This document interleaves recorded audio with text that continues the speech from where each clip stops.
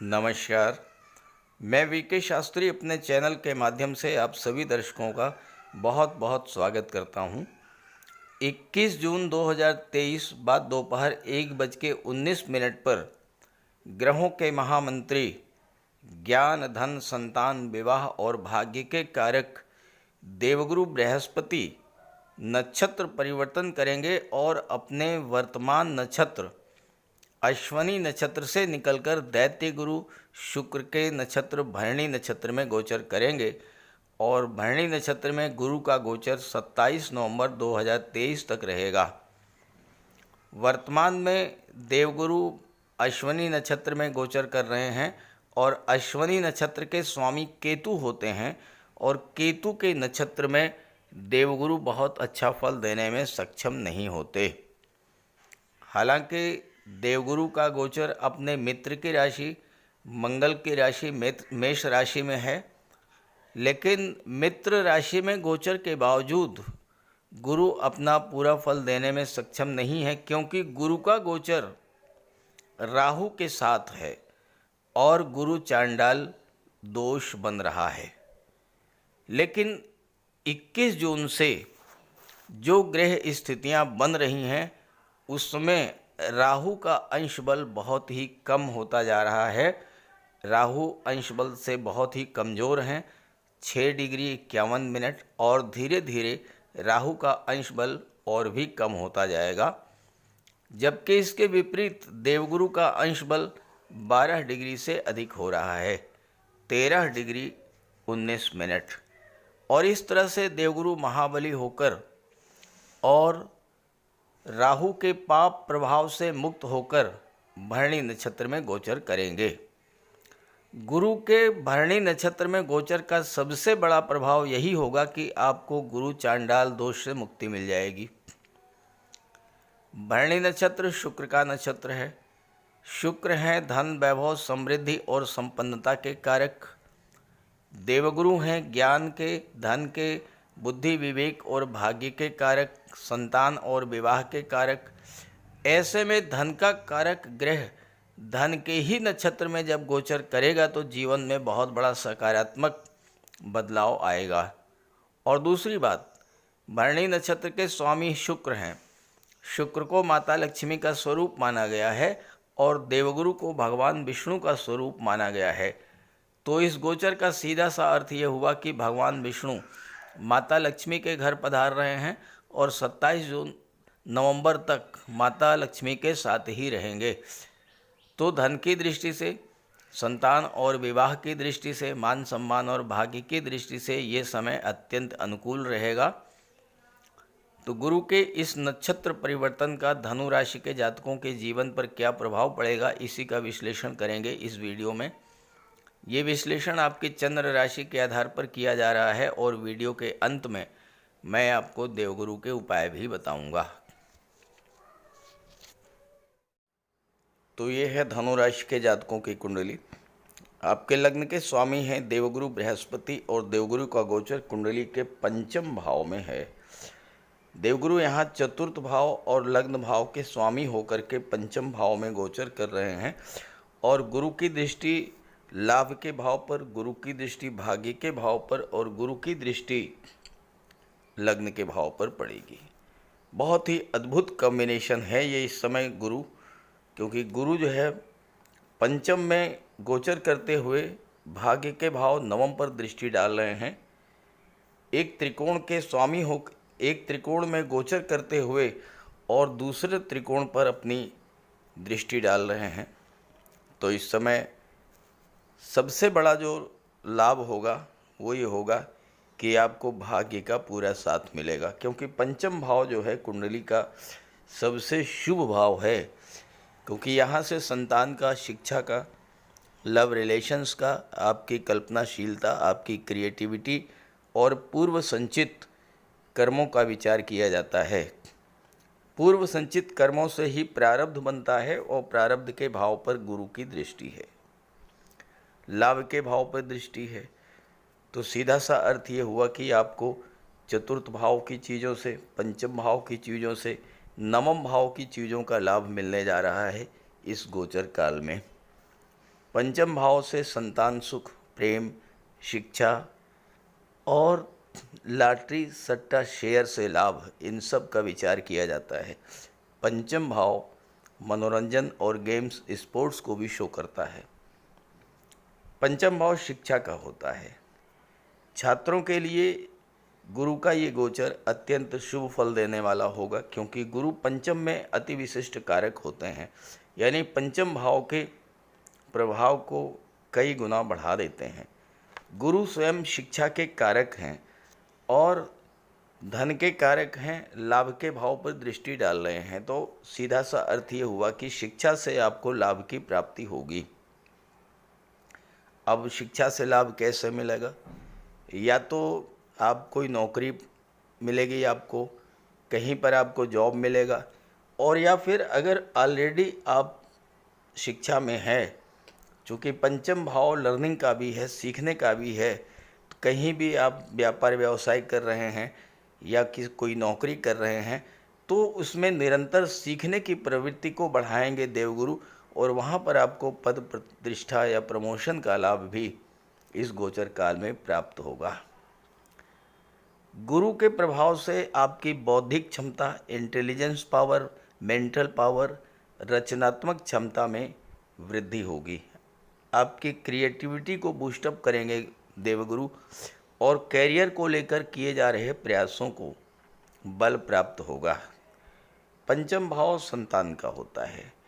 संतान की उत्पत्ति हो सकती है, या आप संतान के लिए प्लान कर रहे हैं, और या फिर अगर संतान प्राप्ति के मार्ग में किसी तरह की कोई बाधा है तो वो बाधा भी दूर होगी। संतान को लेकर के कोई चिंता है आपके मन में, संतान की शिक्षा को लेकर, संतान के रोजगार को लेकर के, संतान की नौकरी को लेकर, या संतान के विवाह को लेकर, तो इस तरह की सारी चीज़ें जो है वो समस्याएं सुलझने का मार्ग गुरु आपको दिखाएंगे। गुरु यहाँ पर आए किस लिए हैं? गुरु का आगमन ही इसलिए हुआ है पंचम भाव में, आपको जीवन में आगे बढ़ने का मार्ग सिखाने के लिए। और पंचम भाव आपके पूर्व संचित कर्मों का होता है। आपने पहले जो कुछ भी पूजा पाठ किया हो, धर्म अध्यात्म से जुड़े हों, कोई धार्मिक कर्मकांड आपने किया हो, यात्रा देशाटन पर गए हों, या इस तरह का जो भी शुभ कार्य आपने किया है, उसका लाभ आपको इस गोचर काल में मिलने जा रहा है, क्योंकि लाभ के भाव पर गुरु की दृष्टि है। पंचम भाव लव रोमांस को शो करता है। अपने प्रेम संबंधों में नई ऊर्जा, नई ऊष्मा का एहसास होगा। गुरु ज्ञान के कारक हैं। आप एक दूसरे को बहुत अच्छी तरह से समझ पाएंगे, एक दूसरे को पॉजिटिव और नेगेटिव पक्षों को आप अच्छे से समझेंगे, और फिर धीरे धीरे मैरिज की ओर आगे बढ़ेंगे। नए रिलेशंस भी बन सकते हैं। मनोरंजन के लिए कहीं घूमने का प्लान आप कर सकते हैं, और ध्यान रखें कि अगर आप मनोरंजन के लिए घूमने का प्लान कर रहे हैं, तो चूंकि गुरु की दृष्टि नवम पर पड़ रही है, तो ऐसी जगह घूमने का प्लान करें जहां पर आप देव दर्शन भी कर सकें। किसी ऐसे स्थल पर जाएं जहां पर आप तीर्थ यात्रा का उद्देश्य भी पूरा कर सकें। लॉटरी, शेयर और सट्टे से भी आपको लाभ हो सकता है। हालांकि लॉटरी, शेयर, सट्टे में विशेष सावधानी आपको बरतनी पड़ेगी। यहाँ पर गुरु पंचम भाव में गोचर करते हुए रोजगार के नए अवसरों को दर्शाते हैं। नई नौकरी मिल सकती है, या नौकरी में परिवर्तन भी हो सकता है।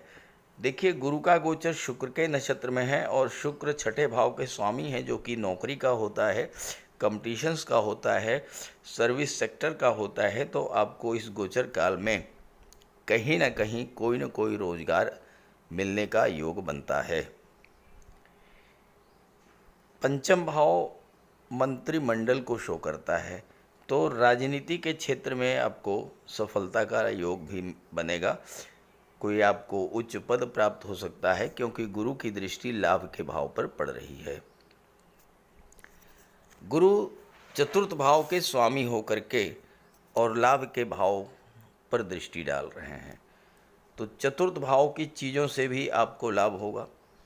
चौथा भाव माता का होता है, मातृभूमि का होता है, भौतिक सुख सुविधाओं का होता है, आपकी मानसिक शांति, वाहन, पारिवारिक जीवन, रिश्तेदार, घर, समृद्धि, मन की खुशी, ये सब चौथे भाव से देखा जाता है।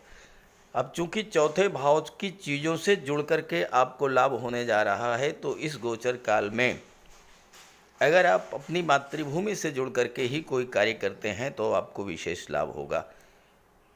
माता से आपको धन की प्राप्ति हो सकती है, और यह भी संभव है कि माता ही आपके लिए शिक्षक की भूमिका में आकर के आपको शिक्षा भी प्रदान करें।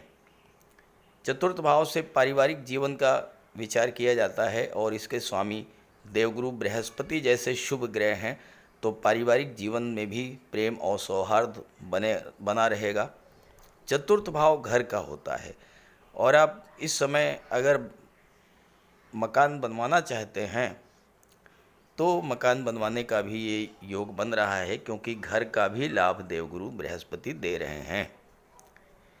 भौतिक सुख सुविधाओं का होता है चौथा भाव, और शुक्र के नक्षत्र में गोचर कर रहे हैं। शुक्र लाभ के भाव के स्वामी हैं, तो आपको भौतिक सुख सुविधा की चीज़ों का भी लाभ प्रदान करेंगे। जमीन और पैतृक संपत्ति को लेकर के कोई विवाद था, वो विवाद समाप्त होगा और आपको जमीन और पैतृक संपत्ति का लाभ मिलेगा। वाहन आप खरीद सकते हैं, और सबसे बड़ा जो लाभ है वो ये है कि आपको मानसिक शांति की प्राप्ति होगी। देखिए, आपके मन में कितना भी, आपके पास कितना भी धन है, कितनी भी प्रॉपर्टी है, लेकिन अगर मन आपका अशांत है तो सब बेकार हैं। तो गुरु चतुर्थ के स्वामी होकर के पंचम में गोचर कर रहे हैं। पंचम भाव लर्निंग का होता है, सीखने का होता है। आपके मन में सीखने की, समझने की इच्छा डेवलप करेगी, और आप सोचेंगे कि कलह का कारण क्या है, और उस कलह के कारण को आप दूर करेंगे और मन आपका शांत रहेगा।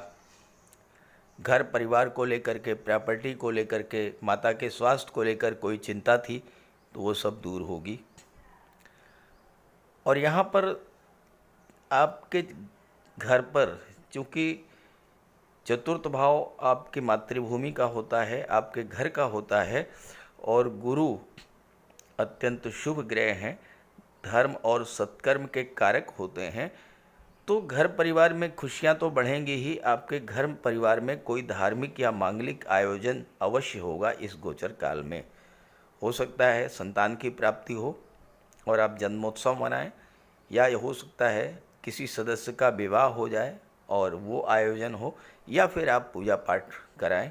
क्योंकि नवम पर दृष्टि है, भाग्य भाव पर जब गुरु की दृष्टि है, तो जितना अधिक आप धर्म अध्यात्म से जुड़ेंगे, जितना अधिक आप धार्मिक मांगलिक कार्य करेंगे, उतना ही ज़्यादा आपको इस गोचर काल का फल प्राप्त होगा।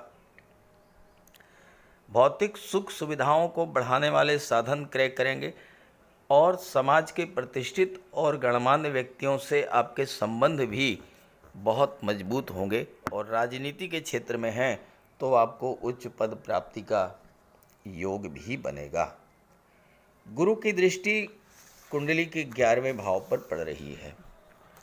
अब 11वां भाव आपकी इनकम और गेंस को शो करता है, आय और लाभ को शो करता है।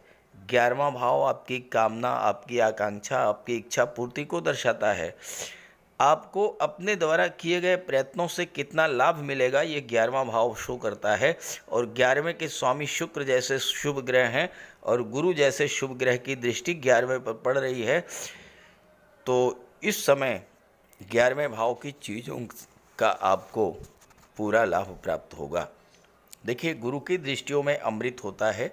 गुरु जिस भाव पर दृष्टि डालते हैं उस भाव को गंगा जल की तरह पवित्र कर देते हैं, और उस भाव के सभी शुभ फल आपको प्राप्त करते हैं। तो गुरु की दृष्टि लाभ के भाव पर पड़ने से आपको हर तरह का लाभ प्राप्त होगा।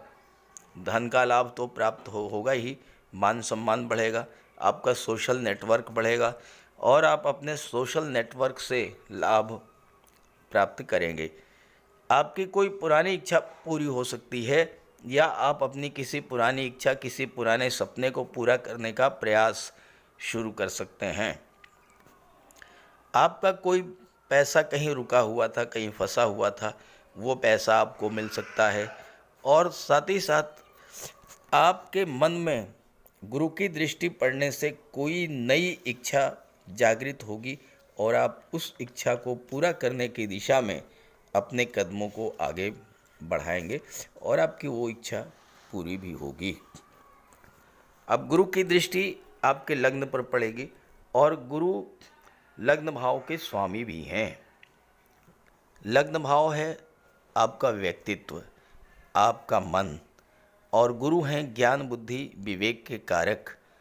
तो एक तो आपका मन शांत रहेगा और दूसरी बात यह है कि अगर आपके मन में किसी तरह की कोई समस्या है, धन को लेकर, स्वास्थ्य को लेकर, पारिवारिक संबंधों को लेकर, कोर्ट कचहरी के किसी मैटर को लेकर या कर्ज को लेकर, तो इन सब समस्याओं से बाहर निकलने का मार्ग देवगुरु बृहस्पति आपको सुझा देंगे, क्योंकि गुरु ज्ञान के कारक हैं, बुद्धि विवेक को जागृत करते हैं।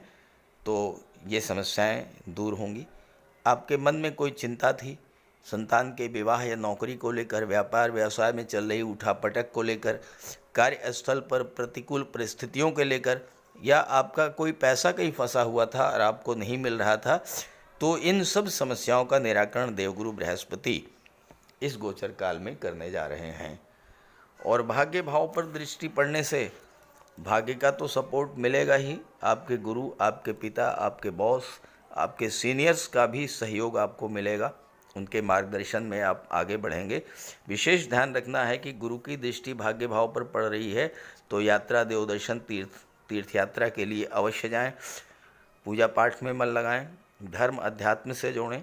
गुरु का वास मंदिर में होता है, देवालय में होता है, तो आप प्रयास करें कि प्रतिदिन ना सही तो हफ्ते में एक दिन तो मंदिर अवश्य जाएं, और स्पेशली गुरुवार के दिन अगर आप मंदिर जाएं तो ज़्यादा लाभकारी आपके लिए होगा।